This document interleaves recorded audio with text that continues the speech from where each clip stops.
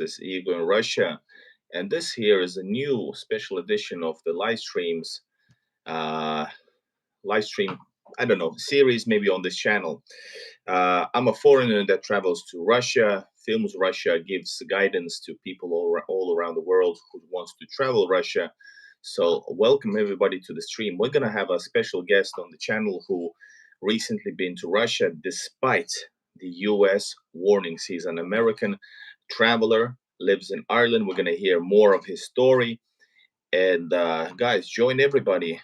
Hopefully, you guys enjoy this the stream.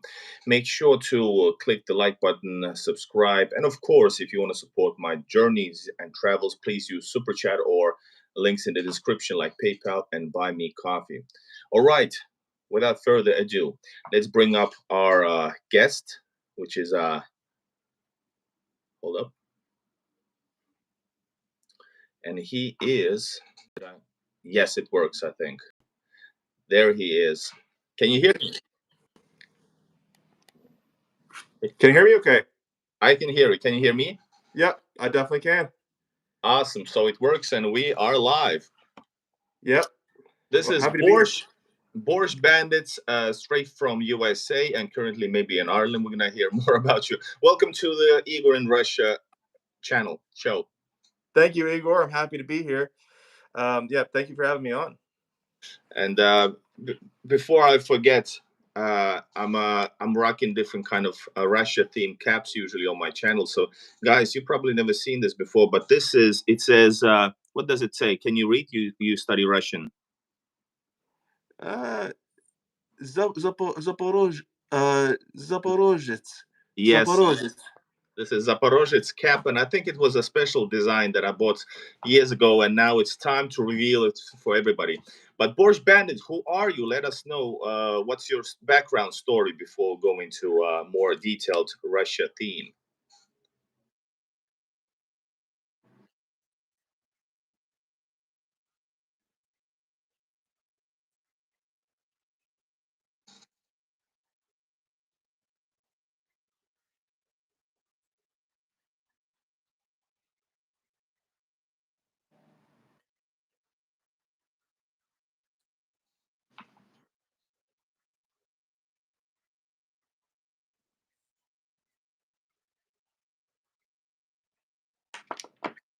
So what made you actually study Russian? Because of course language is the path to the cultural understanding, way more than just, you know, browsing some news about Russia. That's nothing. You will never learn anything about real people and real anything. So why did you start to learn study Russian? And by the way, is your Wi-Fi on or is your Wi-Fi slow?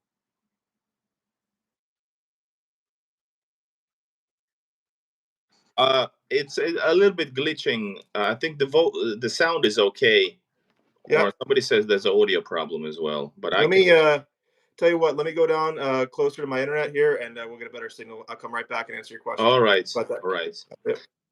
So we got Boscht Bandit. We're going to hear more about him in just a second. We're going to change the location. So of course, it's interesting to hear stories about real people from real travelers, people who you know, won over their fear, or you know, because there's so many. I help some people who join my Russia travel like membership, who wants to travel Russia but they're so afraid. So I give actually them, well, the simplest answer to most simple question is that, is it safe to travel to Russia? I'm afraid. I can spend only one sentence, or I can tell you like 1 hour why is that you know, a fake news, and that you should not be afraid. But here's a live example, because he had to actually go through this you know, phase where he was probably hearing the same stuff you are hearing about traveling, you know, why you should not travel to Russia, do not go there, you're gonna be, all these stories, you can hear them. Anybody who's plans to travel to Russia hear these you know, fear mongering. But I'm hopefully we're gonna get him back, guys. Meanwhile, remember, you can ask questions in the chats and you can highlight your question if you want. This way we're gonna we are able to answer your questions in some point of the stream. So there's also a Q&A section, which is maybe it doesn't have any questions, or I'm not able to open it. But anyways, remember to use highlight. You can use super chat if you want, or just write the question somewhere there. I will try to get back to it. But if it's highlighted, it's much easier. Nice hats, spasiba. Thank you, Alex. This is not some cheap cap, by the way. I gotta tell you, and this is the way I win some minutes over. This one is I think it was from Voronezh from 8 years ago. I think so. I'm not sure, but I think so. It is. So I just visited. Just came from Voronezh after my 8-9 years break, and boy, I have so many stuff that I'm editing for you, for my channel. There's gonna be some videos related to this travel to Voronezh stream series, and there's videos that are probably also from the same trip, but I'm not gonna connect them to. I'm not gonna connect them to this necessarily to the series, even though they are from the same trip. You know what I'm saying? So let's see. Is he able? Is Boscht Bandit able to connect?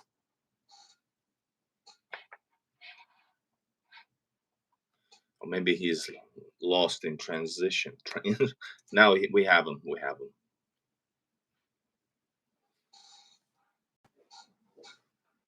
All right. I think it's better probably now. I hope. Yeah.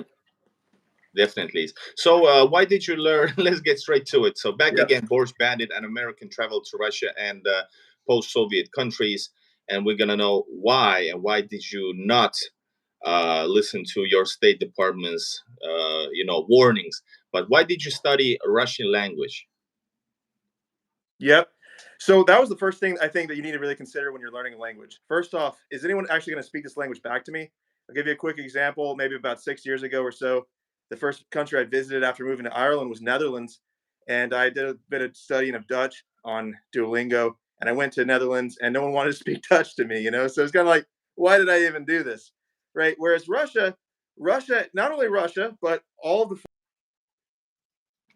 countries, for the most part, with varying degrees, some more than others, have huge Russian-speaking populations, and they don't speak English. Or, I mean, many people, of course, speak some English, or some people speak really good English, but a lot of people, they don't speak English. They might learn Mandarin, or they might speak other languages. Maybe they only speak Russian. So, in order to have a good conversation, in order to actually really learn the people and learn a country, explore things authentically, you want to have that connection, and you want to actually be able to speak to people. Going around somewhere that you can't understand people, I've experienced this in Poland or even Czech Republic.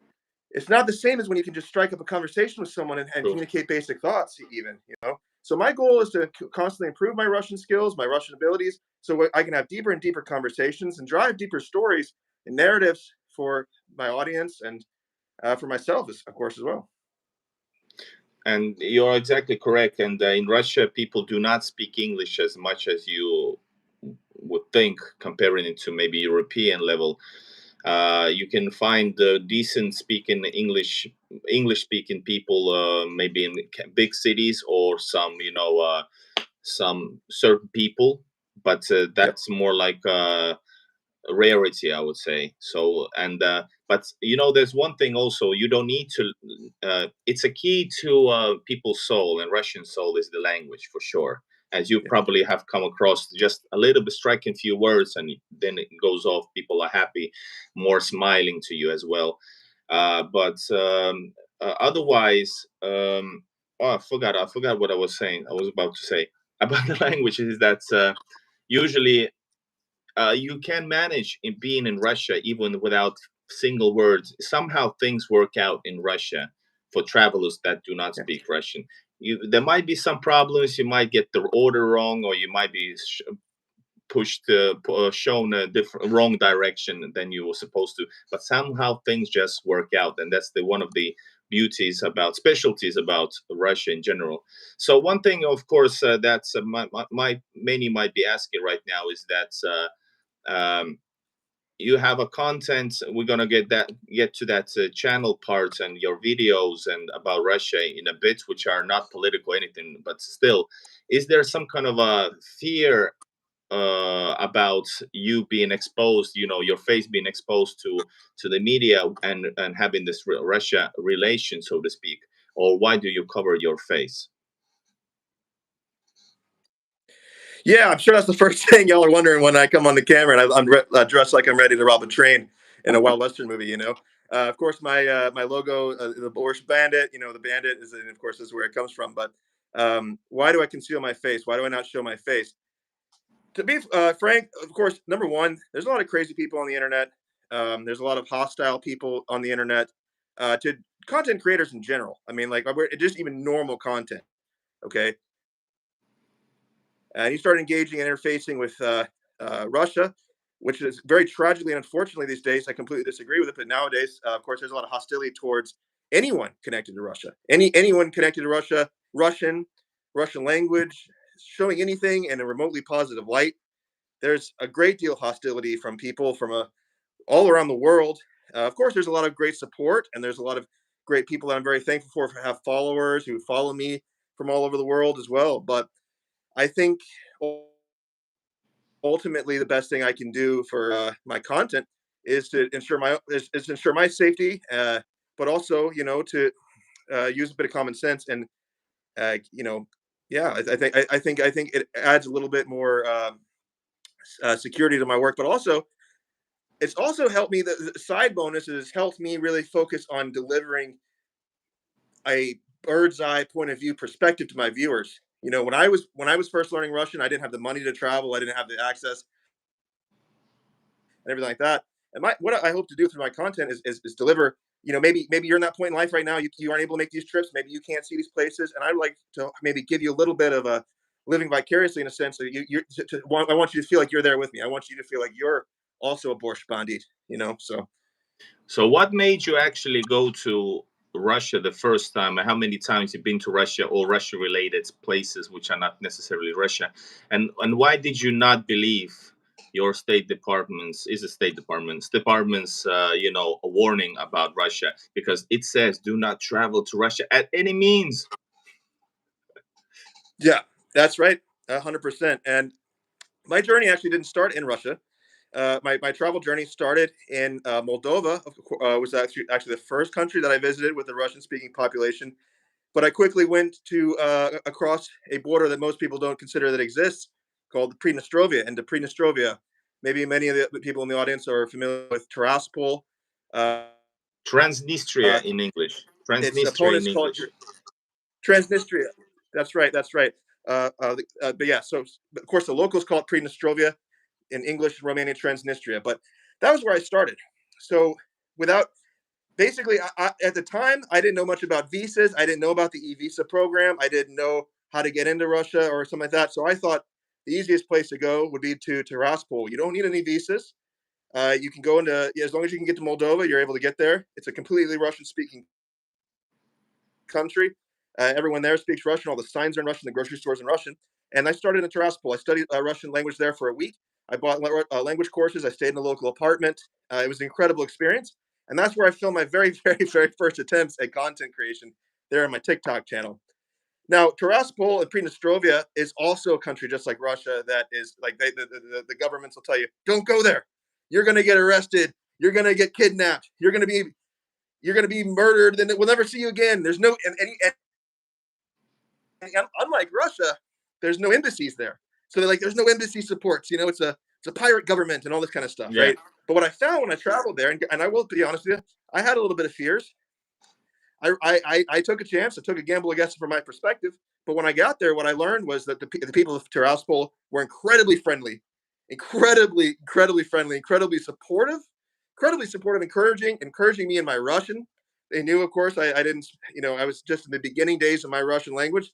I'd only done Duolingo for 365 days. And that was the first time I learned that, hold on here, these travel warnings and things, they're not the whole story. In Yeah. fact, I think a lot of these travel warnings are developed on a geopolitical kind of incentive. You know, this is my enemy, so I'm going to say, don't go there, don't travel there, and stuff like that. You know, I mean, I'm from the United States originally. There's countries out there that have travel warnings against the United States, so that's what you got to kind of consider. And Leave them, when I, leave them, leave yeah, them at a certain, um, what's the word?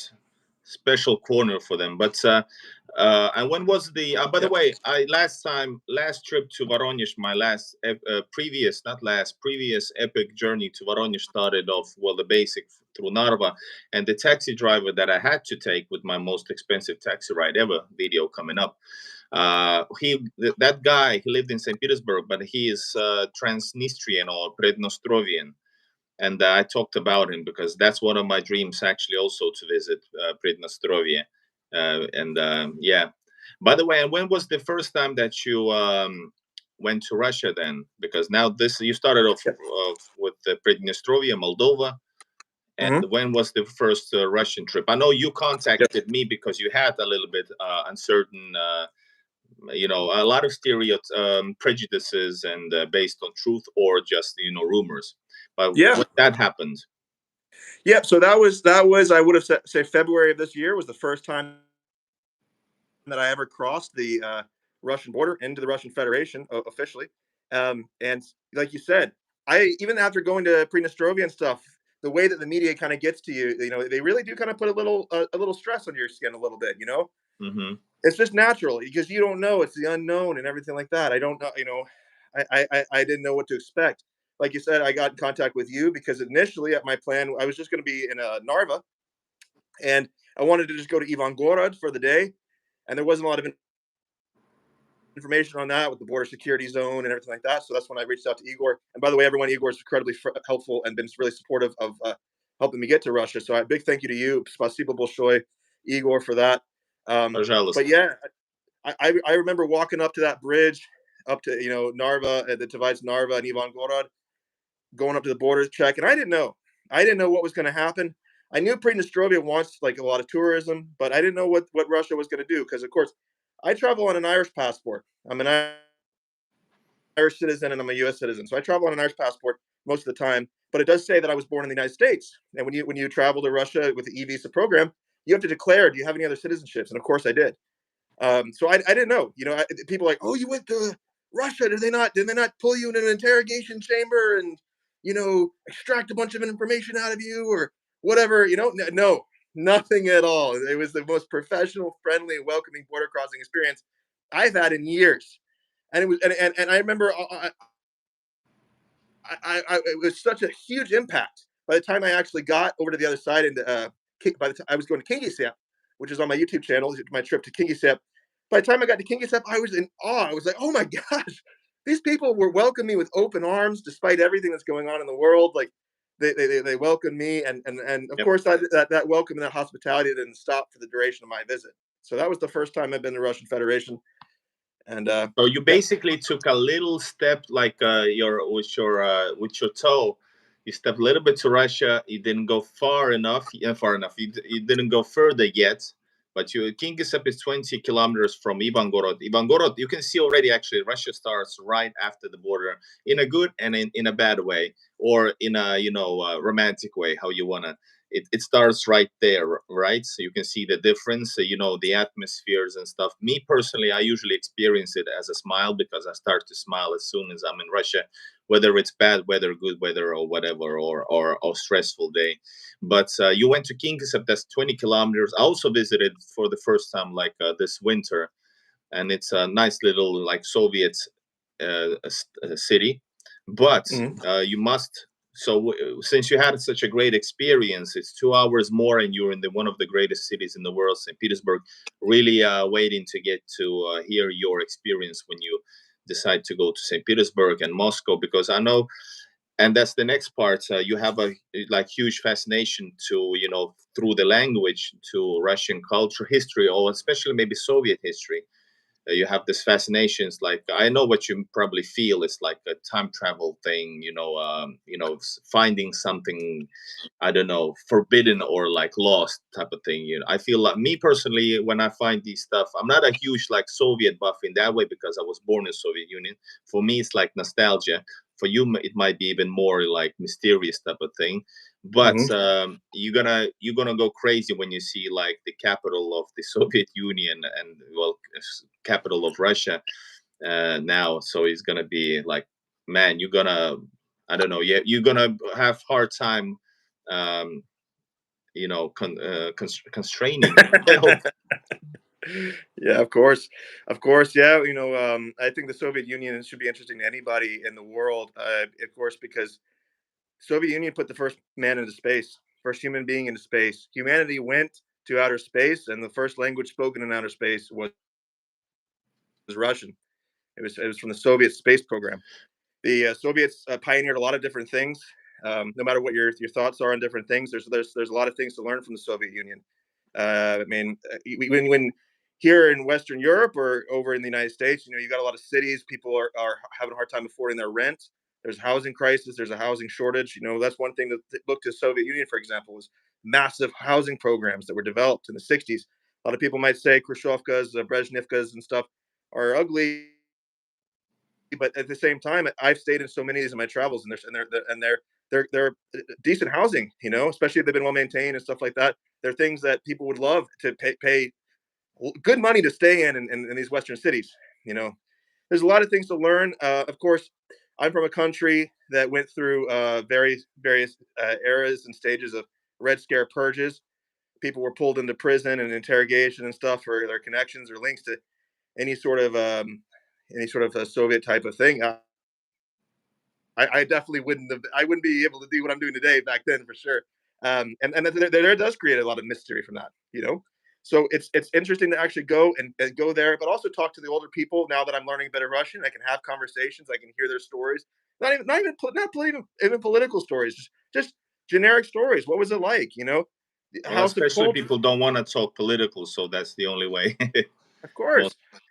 But there's still so much to learn, and the House of Cultures, for example, how people celebrated their dance and their theatrics in the middle towns, or how do they eat? What was their grocery stores like? What was the education like? All kinds of different things you can find out. So You know, what's your first impression of Russia, uh, comparing it to America or Ireland where you live now? So what's the like 5 points, 5 points you want to bring up, yep. positive or negative? First point is Russia's the friendliest country I've ever visited. You know, Russia is the friendliest country I have ever visited. People will go out of their way to help you. They will help you, and they will turn down any sort of reciprocal exchange. They'll be like, no, no, no, no, no. Welcome to Russia. We're happy you're here. And then I'm just talking regular people on the street. Regular people on the street is people are like, what do you mean? Russia's the friendliest country you've ever been? Yeah, absolutely. But I've been to go to many countries now, thank God. But 100% friendliest. Second point, I would say, safety. It is extremely a safe country. And I've never been to St. Petersburg, like you said. I've never been to Moscow. So I'm not one of these kind of people that's like sitting there, like not going out to the little towns. That's the only place I've been is the little towns. And it's extremely safe, clean. Um, One thing I would say also is a lot of Russians are very, very cultured and very, very educated people. They're like, I don't care who you are. If you just talk to the random guy in the bar, he's got probably a wide range in scopes of interests and topics that he's talked about, or he's learned and educated himself on. Mhm. Incredibly cultured people. It's great conversations. I'm trying to think. Oh yeah, the food. I love the food. Maybe it's not everyone's cup of tea. My name's Boscht Bandit. Of course, I love borscht. Borscht is of course not just Russian, but it's one of the main things. Pelmeni, vareniki. Stolovayas. I love that food. Kashas and things. So yeah, grechki. I love all these different types of foods. Trying to think of a negative. Maybe the only negative, and I haven't experience it too much. Of course, it's just a cold. Like I'm not a big cold Mm. guy. That being said, I still want to see the cold. I still want to experience it. Murmansk was one of the hero cities of the Soviet Union, and Murmansk is very high up on my list. I want to go there, even though I know Which one? Murmansk. Murmansk? Murmansk. Murmansk. Yep. Murmansk. Yes. Yep. Yeah, I have it also somewhere from St. Petersburg upwards. The Petra. No, what was it? Petrosko. Oля. Petrosko. What is it? The Petro between Murmansk, St. Petersburg. Brain freeze. Oh, what you call it? Petrozavodsk. Very good. It's a big city as well. So Very in Russia, nice. big city means, well, a minimum 500,000 maybe. All Yep. right. So these are the one. Yeah, and these are very similar things that people usually say, by the way. And usually, like the safety is one of the biggest, because it's exactly the opposite what the media tries to say, portray, and also the unfriendliness, like trying to portray Russians as evil people, like personally on a personal level, which is totally BS. So the people I've talked about, the Americans, the expats, they always say the same thing when I ask them about top 3 things. These are usually the ones, and this is a good list, and it can continue. Of course, there's so much history also that you can find. One of the things, by the way, I'm like more than just traveler now in Russia, so I'm trying to find a lot of niche. I'm still like a foreigner in Russia, even though I feel like it's my home, but I try to find more niche things, and the thing I love about Russia most is that it's so vast that you can, and there's so many things to see and explore, and there can be very often like untouched, and just some things that should be gated is just right there, standing there. For example, some similar things that you saw in the Eastern Estonia, for example, in your East Estonia series, which is really nice. I suggest you guys go subscribe to Boscht Bandit and watch his Estonia travels as he was going to Russia. And that's East Estonia, whether they like it or not, is very Russian or Estonian Russian. And this basically, you can feel a little sense of, talking to real Russians, even though you're in Estonia. And you found like different kind of a secret, amazing old Soviet buildings and locations abandoned, and you just for your to touch and see. I know you probably were like excited to do that, right? Of course. Yeah. Of course. Estonia is a very interesting place. It's Did you definitely off the beaten path. get any kind of any attacks of being so friendly to the Russian history, Russian culture? Did Yep. you like physically or online yet? Yep. So that's a good question. In fact, unfortunately, I regret to say that, yeah, of course I did. And that really caught me off guard. That was the first time I was creating content, and I got a large, yes, some very aggressive hatred, let's say. And now that being said, 1/5 of my TikTok followers are Estonians, and I really enjoyed Estonia. I'm definitely going back to Estonia. I enjoy Estonia as a country, and I've studied a tiny bit of Estonian, and I've tried to do all my best I can to show Estonian culture and Estonian things in various TikToks I had and my videos. I still have some Italian content that I will eventually edit and put up online on YouTube. So Estonia as a country, I have great respect for and everything like that. And I don't think that necessarily. I don't know what percentage of the country this is reflective of, but there was a good number of people from a section of society there in Estonia that was not like the other followers of mine from Estonia. They were extremely angry that I was speaking to these Russian speakers who were born and raised in Estonia. They were extremely unhappy and extremely upset, maybe even threatened. I don't know, and I never set out to maybe really jostle any. And no, I didn't set out to cause any problems or anything like that, but simply going and speaking to these people and showing the place. Yeah, they did not want that. They didn't want that, and I did get threats online. Uh, So I kind of enjoy knowing that these individuals are feeling so much anger or probably melting from inside because of I've seen your videos, and basically you talking to somebody like some babushkas or some locals who speak who love to speak to a foreigner in Russian. That's the first thing probably that they're so mad about. Secondly, they speak about their Estonia as it's as theirs as the other ones. You know, it's everybody's Estonia who lives there, but they're pissed off because they think that's probably that land belongs only to real Estonians who speaks Estonians and dress in white, black, and blue. So I guess it makes me only Yep. happy to know these people are melting like the witch from the Wizard of Oz. Yep. I mean, But it's fortunate. yeah, it's unfortunate, I know, but you had so it was only online. You did not receive this kind of a treatment in Estonia or a Russian Estonia, as I like to say, because it's a Russian majority there. So you did not get Absolutely. any violence, physical, right? Yet. Well, No, yeah, absolutely hopefully not. never. No, no, they're not even close. In fact, I would have never even known it existed if I wasn't making content. And I'll give you a couple of quick examples. Like even in Tallinn, the capital city, there was many for a country that has said that the younger people are not learning Russian anymore, or they're learning English, or trying to kind of replace Russian with English. So their own choice and stuff. But I didn't find as many people who spoke English in Tallinn that I expected. I would start in Estonian when I was in Tallinn. I would start in Estonian. Do you speak English? And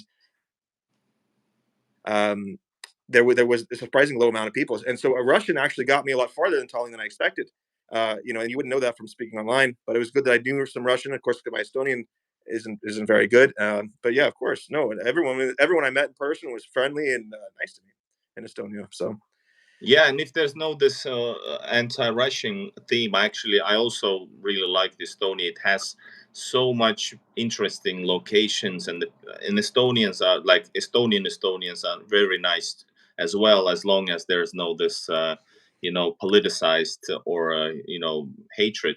If that's out of the picture, it's like I really enjoy Estonia as well, and actually really like, well, there's few cities that you must visit, probably is Tartu, Pärnu, and I really like Narva, even though it's like a 100% Soviet building.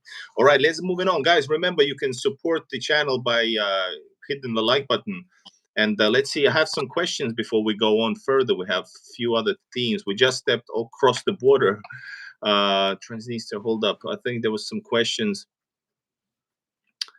Um, there's a people talking about different kind of stuff. It's nice, but where is the question? Somebody said I have a question for Borsch. Hold up. You can say something while I'm searching because I'm a one-man army. oh yeah, of course. Yeah, I would say my quick tips on learning Russian is if you've never learned Russian before, just start on Duolingo. I know that Duolingo has a lot of complaints and rightly so, but 10 to 15 minutes a day. I did that for 365 days before I ever went to Moldova. And it was a good foundation. I would consider myself a casual learner. I don't sit there with large stacks of flashcards and textbooks. I did 10, 15 minutes a day. My thing is just do a little bit of Russian every day, a little bit of Russian every day. And then once you kind of proven yourself, go get a teacher online or Yeah, something like that, maybe once a week or and Alex something. says with 255 million speakers, Russian is one of the most spoken languages in the world. And yes, and it can get you really far in some surprising places, not just Russia and not just East Europe. I Yep. know, I know it has helped me as well. I cannot find the question. Sorry, guys. So write write it again or use super chat. I'm sorry to say so, but use super chat this way. It gets highlighted.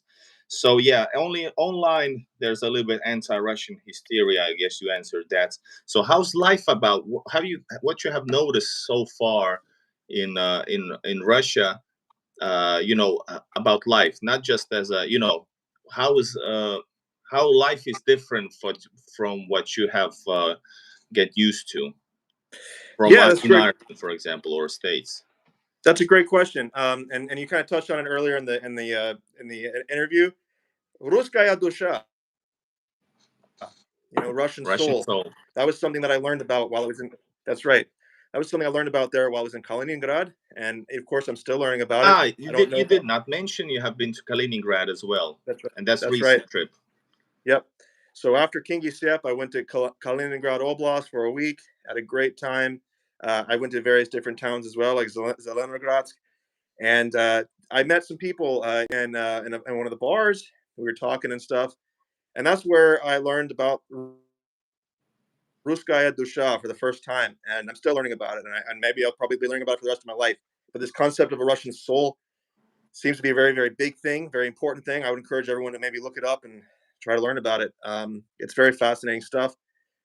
If I felt any bit of that Russian soul, I can tell you this: there's I feel like there's a certain level of trust between people, between people and Russia. They're very trusting people for the most part, which is a good thing. Of course, they're not going to take your crap if I'd imagine, but like they're very trusting, very kind, and very courteous and respectful people, and they don't hold grudges. So like for instance, I grew up in America, right? They don't hold that against me. They're not gonna throw that in my face or try to make a big deal of things. Whereas, maybe in other countries they do that. They do have that kind of xenophobic kind of intolerance for other Yeah. nationalities. But that would be one thing I would say. That's the first thing I had to think of. What about like not architecture, the how's the buildings, how's the city's conditions? For example, now it's 50,000 people living, 55,000 living in Kingisepp and Kaliningrad. I think it's 500,000, right? Yes, Yeah, it's around 500,000. So how's like housing and infrastructure yeah. So right now services? the only Kaliningrad video that I have on my YouTube channel is an overview of the historical battle from the Great Patriotic War, World War II. But two videos coming up. One is the Soviet heritage of Kaliningrad, and the other is the German heritage of Kaliningrad. And a lot of people think this is a myth, but a lot of people think that all the German buildings from the old city of Königsberg were destroyed. That there's no German like kind of remnants at all in the city or whatever like that. And don't get me wrong, Kaliningrad is a very important part of Russia. It's an integral part of the Russian Federation. Don't get me wrong on that. But as you know, if you visited Kaliningrad, they do, I think, like to uh, uh, uh, experiment with the German heritage of the city, maybe for tourism, maybe just for local interest or something. But there's a lot more German buildings there than you might expect, and you will see those in my videos. Um, all in all, though, the best thing about Kaliningrad is all of the new buildings. When I was in Kaliningrad, I could tell that the economy was booming. At least it felt that way. The new construction all over the place. Zelenogradsk, of course, was like a first-rate beach resort town. I want to go back there next summer for the beach. That is a beautiful, beautiful, beautiful beach town. New resorts going up, new houses. Well, that's the most important thing: new housing and apartments, brand new sky rises for people to live in. Places, yeah. Construction was booming in Kaliningrad. So that's all I can say. People have this mentality. Oh, it's this I don't know, gritty little Soviet. It's a beautiful, beautiful city. And the thank you nomadic post for becoming a member on a level supporter. We got some comments. Good night from Indonesia, comrade. Welcome to Russia. Привет из Санкт-Петербурга, Hero Tatiana. And there was also a question. Somebody asked about, I have a medication in antidepressant. If I have a prescription from where I got it, would I be allowed in? Probably you would not be asked. Maybe Estonians could ask about it since they like to spend their time searching every bag separately. But if you have a prescription, they will let you in. But possibly nobody cares. And somebody asked, do Russians use antidepressant? And let me know, tell you, depressants. Well, I don't know if it's news for you, Boscht, about like Russian people, like or like social culture, but Russians don't usually like to use medicine unless it's like the last resort. Typically, like and of course this is just the like overly making it simplistic, or how do you say generalization. But usually Russians don't like to use medicine and or go to the doctor unless they have to. But if they would have to, it would be free in Russia, and you could actually get time into your spot, unlike in the Western world, where, in my experience, is paying taxes doesn't get you far. You have to be broke to get in, and if you pay taxes for other people, there's probably no room for your unless you're like almost dying. Yep. Exaggeration, Yeah. but yeah. All right, so Kaliningrad and that's a beach resort. Zelenogradsk, what's the word? Because Zelenograd, there's next to St. Petersburg, there is Zelenogorsk. So this is Yep. Zelenograd, right? I've been there too. Zelenogradsk. Zelenogradsk, yeah, it's right next to the town you were talking about there. Zelenogradsk specifically, was the old German names was Kranz back in the East Prussian days. Mm-hmm. Sorry, that's my washing machine there. If you hear that in the background, but it's the capital city of cats. So do you like cats? You know, if you like cats, Zelenogradsk is the city for you. There's cats all over the town, but they're well looked after. They're well cared for. There's vending machines that sell cat food and all the tourists are feeding the There's a cats. cat These street are as very, very. well. Oh yeah, absolutely, absolutely. And This is utopia for cats, basically. and I love, and many people love on my channel, of course, I love stray cats, feeding stray cats, helping them out majorly. But you probably mean the like capital city of Russia for cats, because it's Istanbul is on a whole different level for about when we talk about that. But for Russia, that is very. I know it's. I have to come with a new perspective next time. I was in 2019 before I was.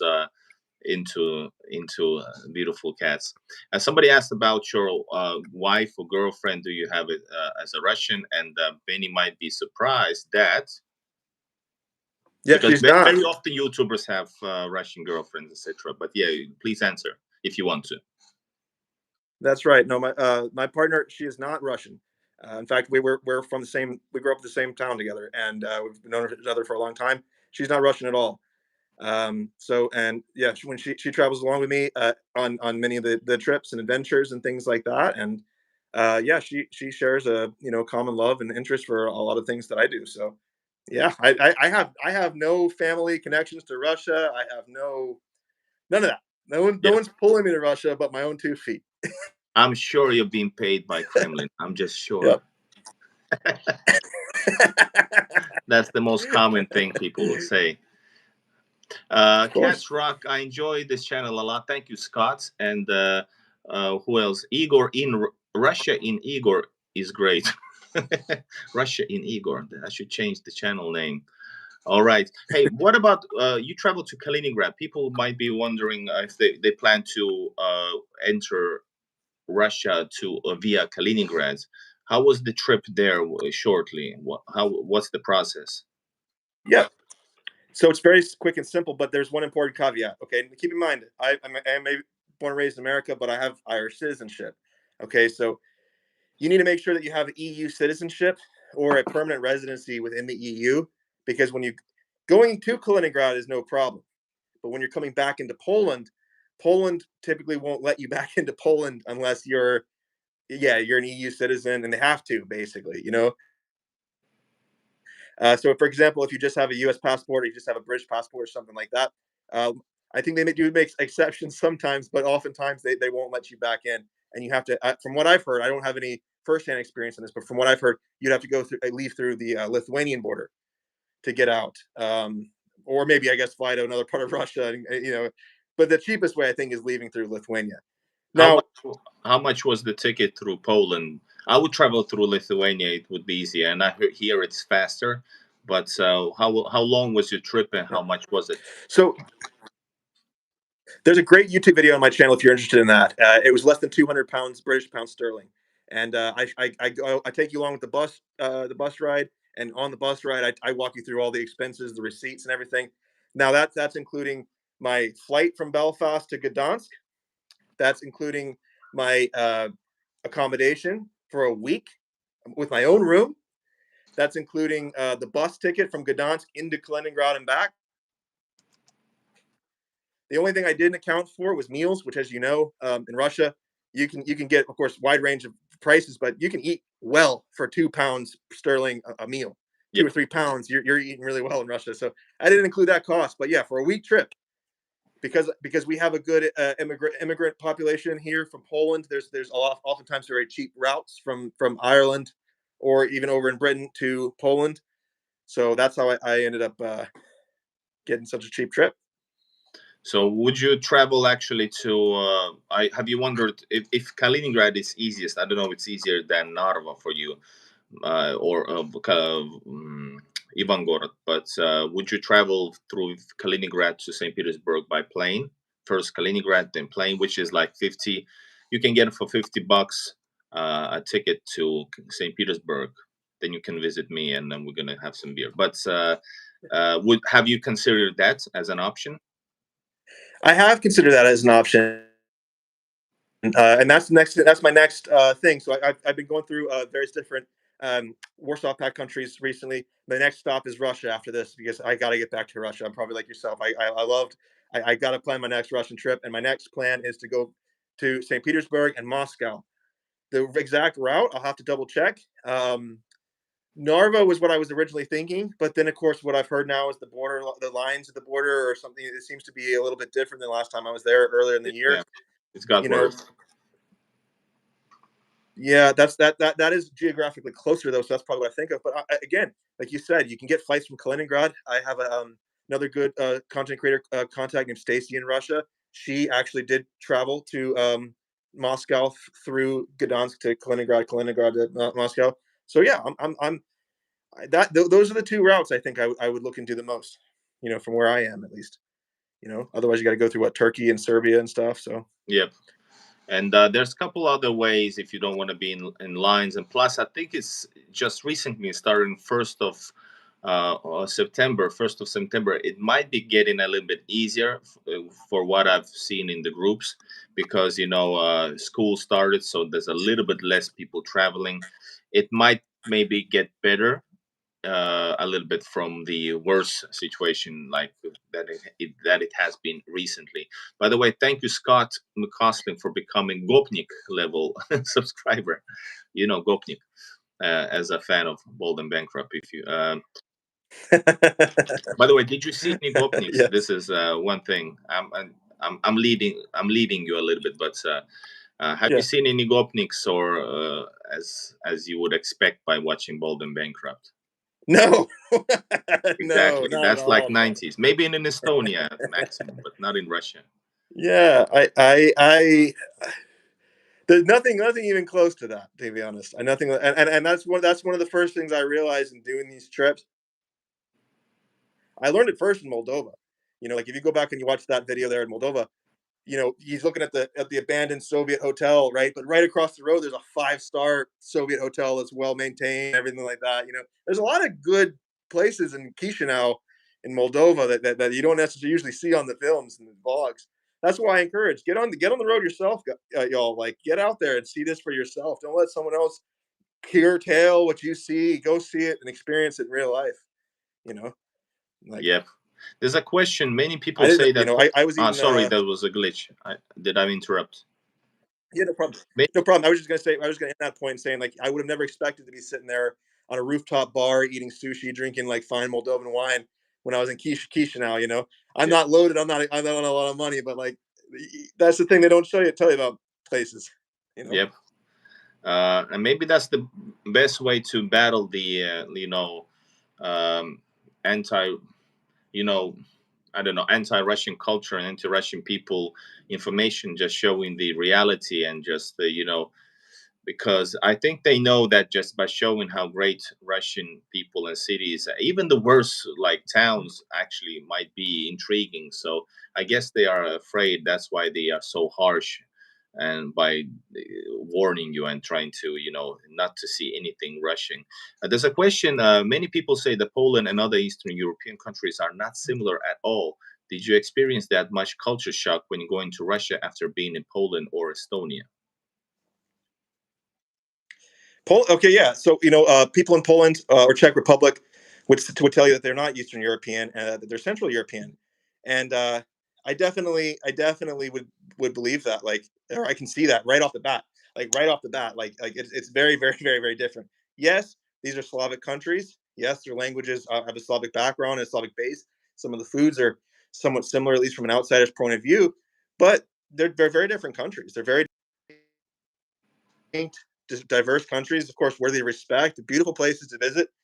I've enjoyed these places, and I do have a couple of vlogs coming out on my time in Poland, as well as Czech Republic. So if you're interested in exploring the former socialist past, the Warsaw Pact eras of these countries, definitely subscribe and follow because you'll enjoy these vlogs coming up. For sure. And Meldy, I think we're in connection because I do have a Russia Travel Help membership for those who wants a little bit more detailed and personal help, because there's so many questions. So I made a membership. But if I can answer also on live, plus Boscht, you can add if you want to. What do I planning to travel to St. Petersburg from Turkey? What do I do about my phone? I need to buy a new SIM card once I get to the airport to have access. Yes. And the answer is yes, you need to buy a SIM card, but you can get like basically like 40 gigabytes, 50 gigabytes, unlimited internet basically for around $4 or $5. So you can get it easily with your passport and paying the paying the 500 rubles around. And once, yeah, that's about it. And the airport is it's easier than even for us that travel, well, for example, for you, Boscht, traveling to Ivangorod, because airports, Pulkova is the international airport. There's every service on the airport. You can get it right away. It works right away. It's cheap, and it's good internet. Or how's your experience? My experience on eSIMs and stuff like that, I can't actually remember the name of the service right off the bat. I have dropped a couple links in my videos for like, you get 3 pounds, I get 3 pounds. But aside from that, like don't even use my link or whatever. I say the best way is getting an eSIM. There are some eSIM companies that do Russia, and I know I use one of them, and that way it's all kind of activated, it's ready to go, and the moment I cross the border, it turns on, and my Russians, I've got I think like 25 gigabytes or 10 gigabytes, whatever, how many gigabytes of data you need to buy. Now, the only downside of that is you don't have a Russian phone number. So every now and then you might come into a certain service or something like that. They ask you for a Russian phone number, Yes. and you're not able to do that. But that's few and far between. Maybe Well, even that use the means eSIM just to now get there. then when you travel to St. Petersburg and Moscow, and if you plan to see some of the and you haven't done that, right? I suggest No. for many travelers who travel at least for a longer time or a few times, plan to travel few times to Russia or endlessly, they should get a Russian bank card. It's gonna get your life so much easier and more out of it. And that's which and for getting that bank card, you must have a Russian SIM card with a Russian number, so you can actually well, start to use the bank card. So this is why you should maybe get the traditional SIM card as well. Because, for example, I have the same SIM card for 4 years. I just, I have online, and when I'm going to travel to Russia, I just transfer from a Russian bank the amount that I need to pay for the next month. And if there's no money, it just freezes and it waits for me to start using my. So it's like really nice system. There's nobody is expecting you to pay while you're not in Russia. Yeah. But good question and good different choices for people. All right. So what's up for the future? We are a little wrapping up a little bit, but what's up for the future? Are you planning to travel more Russia? Do you plan to move to Russia in some point if it gets too wild for you here in the West, or what? Well, I don't think I have any immediate plans to move to Russia. As much as I love Russia, unless, like you said, so stuff starts to get crazy or something but I have a TikTok channel. I started on TikTok, and of course I work full time. So editing's been my biggest hurdle, and I've got a lot of stuff to edit through. But I've really launched here into YouTube. I'm really prioritizing YouTube now because TikTok's changed quite a bit. But I'll give you a rundown. Kaliningrad, I've got about 3 to 4 full-time vlogs coming out on that. After that, we've got the Polish People's Republic, exploring the remnants of that. We've got exploring the remnants of Czechoslovakia. And I'm not talking about just going to Prague. I mean, I'm talking about getting out into the small towns and everything like that. And there is a bit of Russian speaking there. Like I said, you'd be surprised where you can end up speaking Russian. But, so we got those vlogs coming out. And then right after that, like I said, we're going to kind of end out the year strong on these vlogs, make sure get all the content pushed out. And then we're starting fresh, new equipment, better audio, better everything, going to Moscow, St. Petersburg to start a journey across Russia. Our goal on Boscht Bandit is to go to every single former Soviet republic, but we'd also like to go to all the major cities of Russia and all the hero cities of the Soviet Union as well.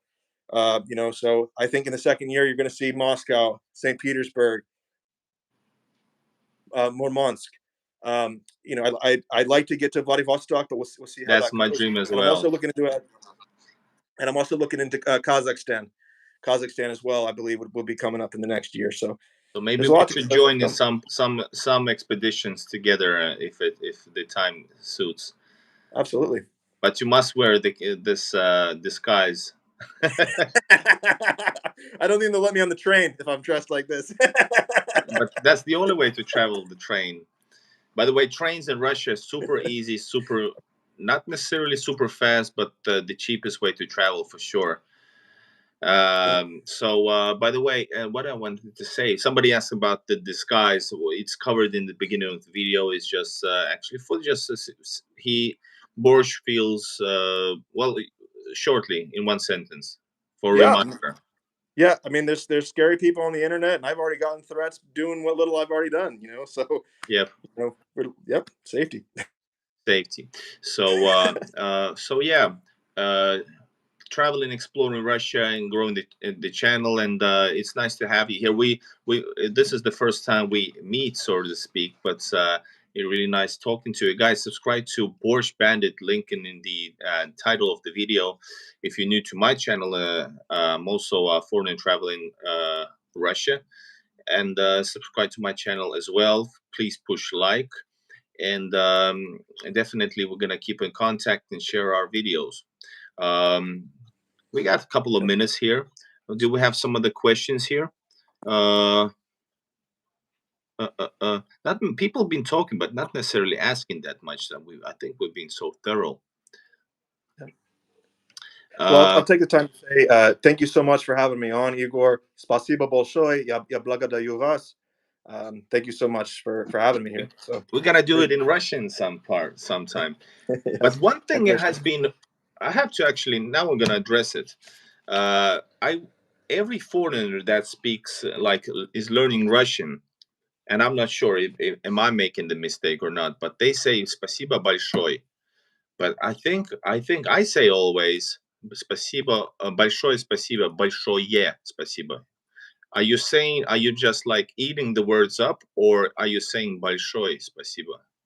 Or so is it correct way? Because I've never said that in my life, and I've yeah, always wondered what's up with that. yeah. I think I've picked that up along the way. I think I've heard. I definitely heard both. I've definitely heard both versions. I typically say "spasibo большое" myself. My Russian teachers never corrected me on that, but yeah. But I think my understanding is Russian. You can flip words around a little bit.